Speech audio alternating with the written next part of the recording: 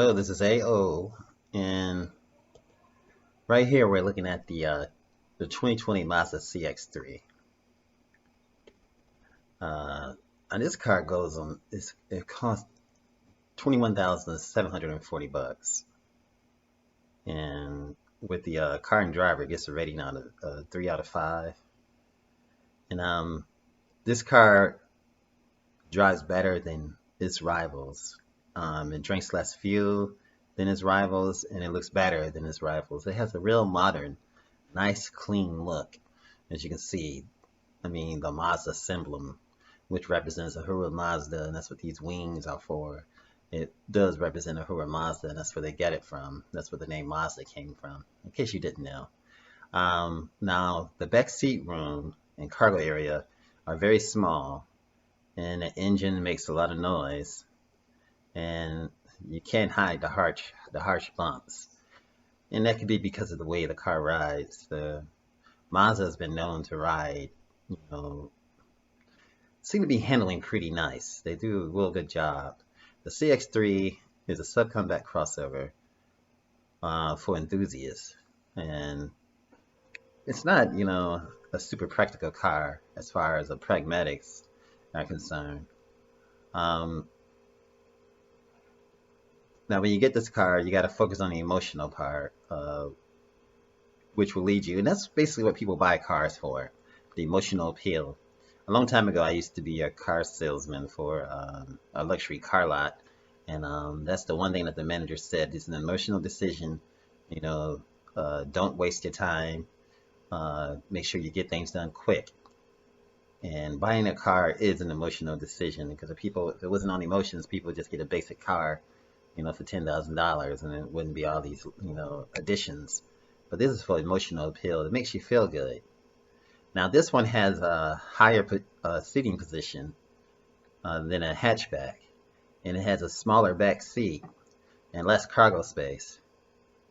Um, but it has that upper class styling and just that high high class type of driving feel. The CX-3 is also handsome, sharp looking bodywork, as you can see from the sides.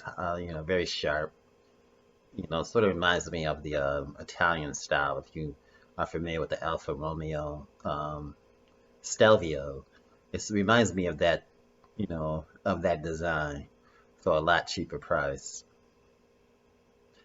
Now, basically, it has an attractive interior and a four-cylinder engine, but just look at the wheels and everything, and even the lights in the front, how they're like finesse design in here as well.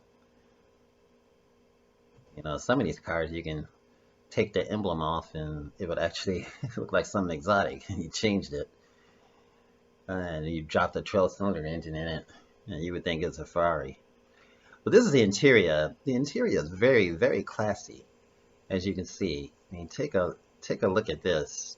Just the three-spoke steering wheel, the Mazda symbol in here, and the gauges and all that. Just the design and the door locks and everything else, and even it has a dead paddle for you to rest your foot. I mean, it's just spectacular. And the here you have the infotainment display, which is pretty good because you'll be looking down at it. Sometimes when you look at this, it looks like you won't be able to see, the bottom reading. If you're sitting in the back, you won't be able to see this part. But it's meant for the passenger and the driver to see this.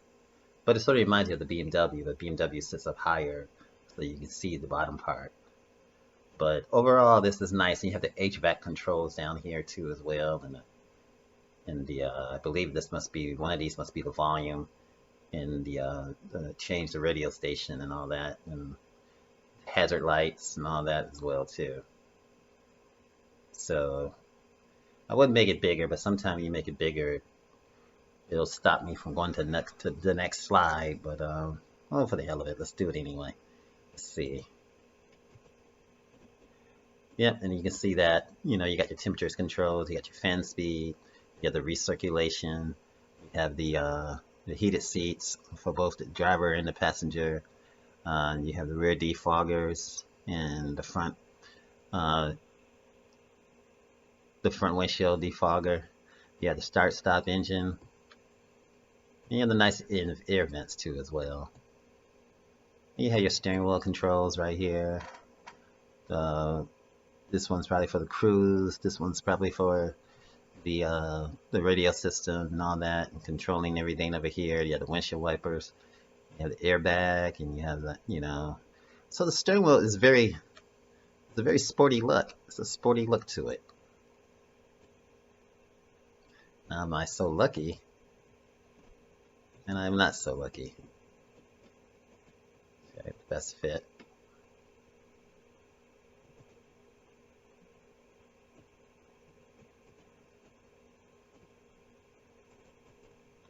And you see I can't go to the next slide, but this is nice. And but overall this is a nice feel, a nice way that it looks. It's definitely sharp, and it's definitely not. And back to the Mazda. And as you can see, overall it's just a really, really nice setup. You have your AC vents over here for the passenger as well. And you have a better side view. And the one thing I always like about these cars, you have the nice center rest, armrest right here. You also have the knob where you can navigate through the navigation, and it's real easy to do this when you're driving because you can just take your hands and actually turn it up and go right to left of the screens, up and down, and go over, and then push the click on what you want. And it's just sometimes you can do it without thinking. And instead of being a touch screen where you have to touch, I mean, this makes a big difference when you're driving and you have your controls right there, right underneath your arm, so you can just do it and still keep your eyes on the road and not having to look at the screen over here. And I think that's really nice, and I see that BMW uses it, and I think Mercedes also have it too, and even the new Corvette has that too as well. But the gauges are analog, and they actually look nice. It's that old school feel, of a car, an analog car. You have your systems here, and I'm thinking that must be the lane departure and stuff like that. But we'll go over that in a second.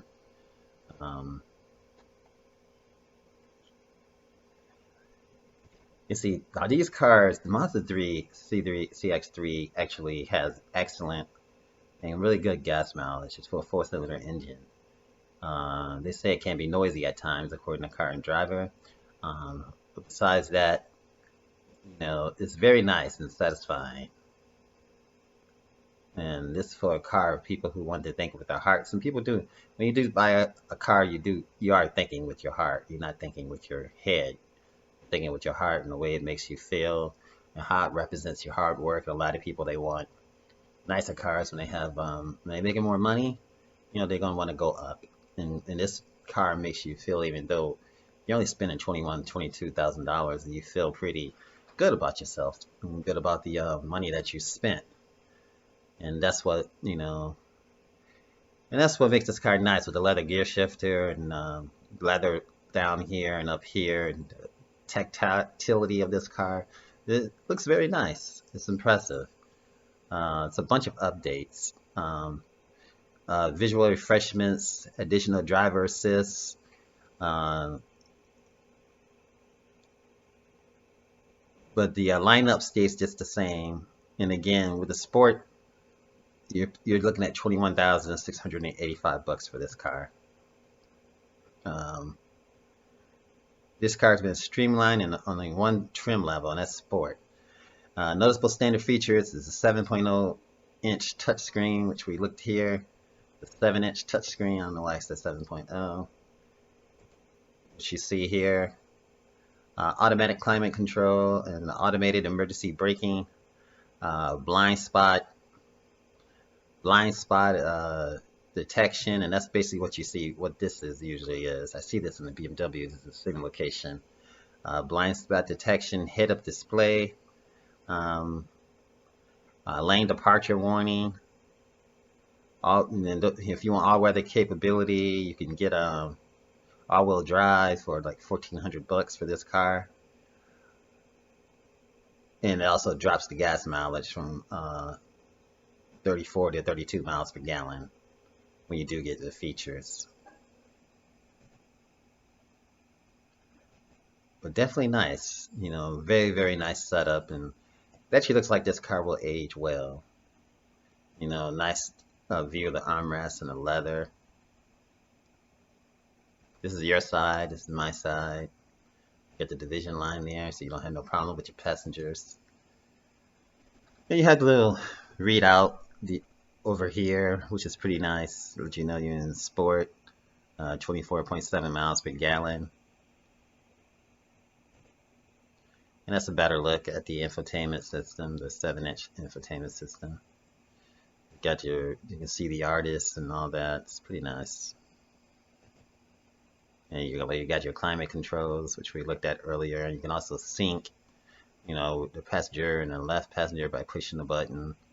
Again, of course, you see the hot and the cold. You see the 3 different levels for the heated seats and the front defroster, and again, the engine start stop.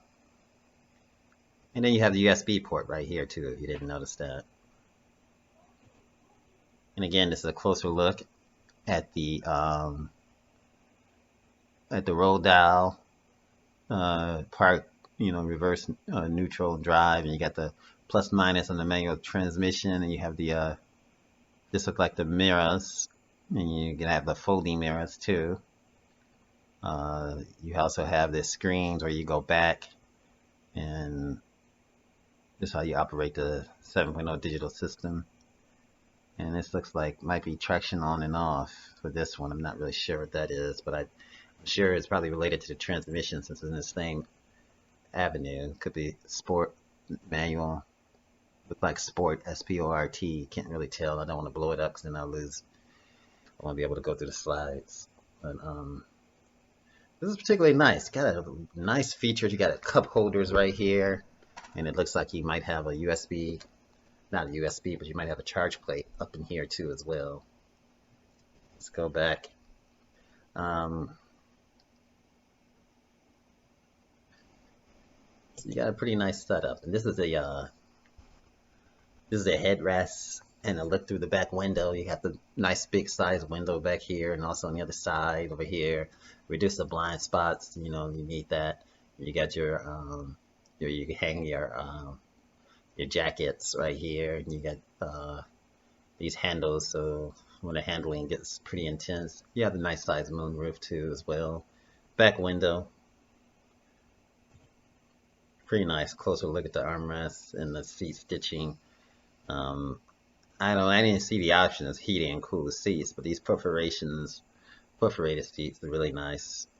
It might be heated and cooled, we'll see. But this is the back seat room. You got your cup holders here. You got where you can put put cups and stuff also over here. You can put something here to hold your stuff. It's like small in the back, when you let that up. Of course, it would be pretty tight, but you could fit 3 adults back there. Again, that's a closer look. You got the vents up here for the back passenger as well. And over here, you can see the space is sort of tight. You got the roof up here, you get the headrest here, and you have the roof definitely right there. So if you're 6 feet 2 or 3 or something, it's going to be quite tight space.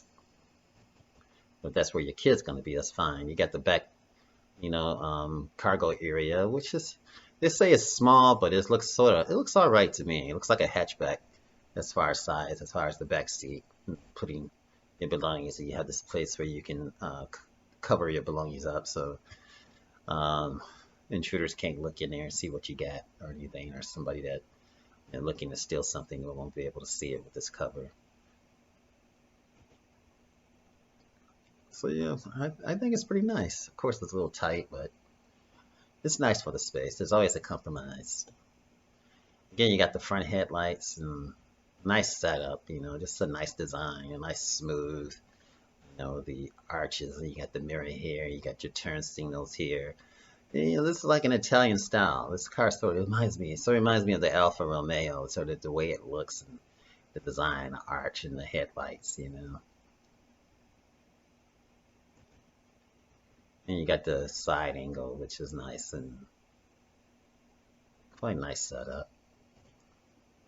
Back headlights, sort of Ferrari-ish, when you got this right here, and then you have this, the brake lights. Really nice setup, very sporty. deck lid is nice arch. The back end is just really nice arches. The panel gap here is really nice and really engineered very well. Something that you have to look at when you buy a car is that you have to look at these things and tell if they took their time. Because usually they have a plastic piece that they put in these panel gaps to when a car's supposed to go through. Before they deliver the car, before it leaves the plant, they do an inspection, and then a part of the inspection is to look at the panel gaps. And some people don't look at panel gaps, so that's important because you're going to be living with this car for 4 to several years. You need to, appreciate it. One day I had bought a car, and I remember the dashboard was out of whack on the right side. It was a Golf R32, and it just didn't line up. And the other one was perfect on the driver's side. And boy, that just bothered the living daylights out of me. I don't want, you don't want that happening to you. So take a look at the panel gaps when you do buy a car, just to make sure that everything's right, because you want to be able to, you want to be able to, when it comes time for you to sell a car, you want to be able to sell a car with no problems. You don't want any pre-existing conditions, with the car, and then you got to fix this, and then you got to deal with the dealership and all that. Nobody wants to deal with that and delay your life up for I don't know how long. This right here, of course, is a 4-cylinder engine. Everything's there. You got the air box, you got the engine oil, you got the dipstick, you have, everything's placed just right. You have the washer fluid. Basically, this is the only two things. The only really, honestly, the only with the new full synthetic oil getting 10,000 miles to change.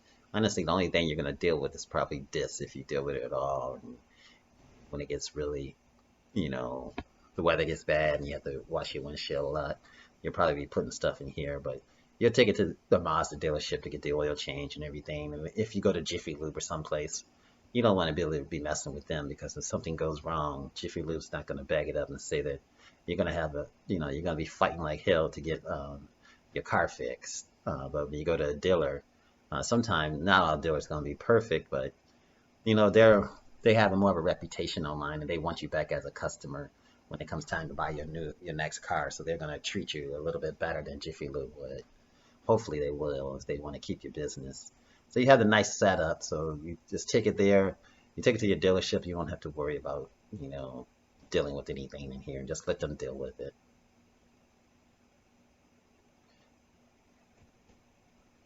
That's a closer look at the Skyactiv G technology as far as the engine, as far as the Mazda engineering, which is the way they design their engines, and that's their trademark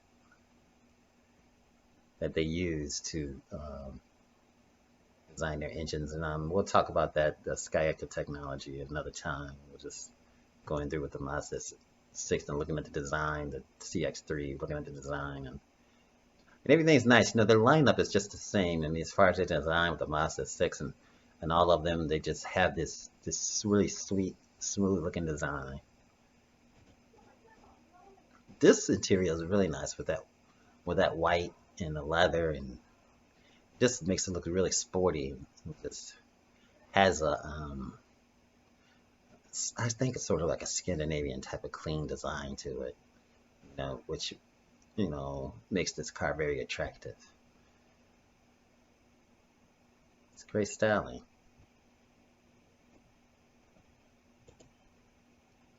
All right. I'm thinking that is the last picture, folks. This is the Mazda CX-30.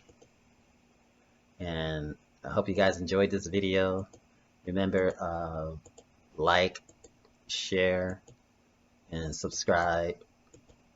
And I hope to bring you guys more content. I hope to have all the different car makes and models on this, so you can just come and take a look, a quick gaze, a peruse, just to see, what kind of car you want.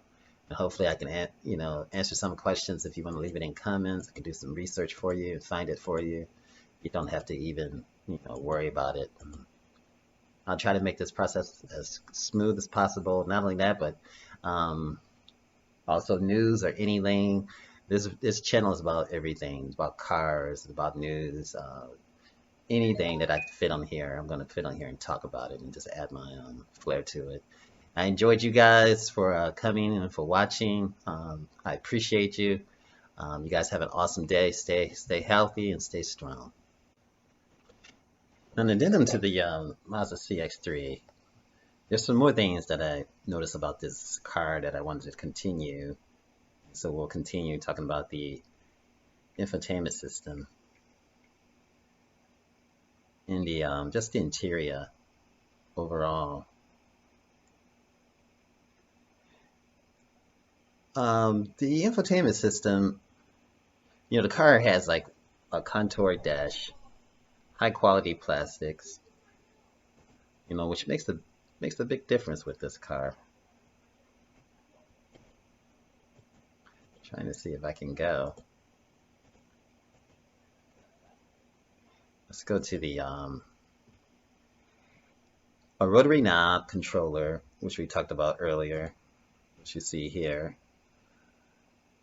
Center console, which prevents screen smudging, so you don't have to smudge, and always have to wipe the screen, and eliminates the need to reach forward and operate the system while driving.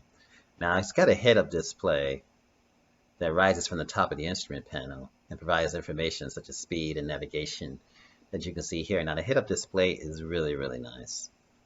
My wife has that in her car, and it's exceptional.